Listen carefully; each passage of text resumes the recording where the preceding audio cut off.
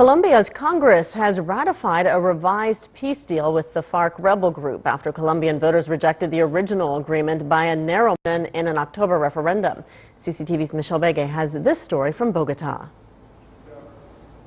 On Wednesday night, Colombia's Congress approved a new peace agreement with the FARC, introducing around 50 changes to the deal to Despite opposition from former President Álvaro Uribe Vélez, the lower house approved the agreement by 130 votes to 0, a day after it was ratified by the Senate by a majority of 75 to 0. It was unanimous because opponents walked out of the chambers. In protest, lawmakers of Uribe's Democratic Center Party left the floor of both houses before voting began. They argue this new deal, negotiated over the last month, offers too many concessions to the FARC. The revised accord was signed by President Juan Manuel Santos and rebel leader Rodrigo Londoño last week after voters rejected the original deal in a national referendum on October 2nd.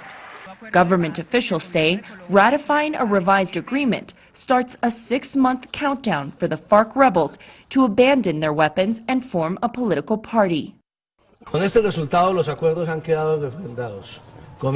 this result, the accords have been endorsed to begin the phase of implementation day with the endorsement. That was what was agreed upon with the FARC. But in a Thursday morning radio interview, FARC negotiator Pastor Alape said the countdown hasn't started yet. He said before it could begin, logistical issues still need to be sorted out with the government.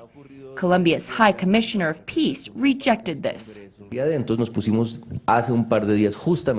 couple of days ago, we came to an agreement in the presence of the FARC and their lawyer, Mr. Santiago.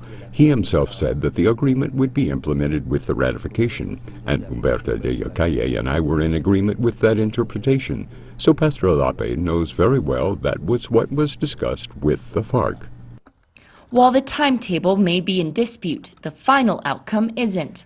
The rebels say they expect 15,000 men and women to surrender their weapons and start to reintegrate themselves into civilian life.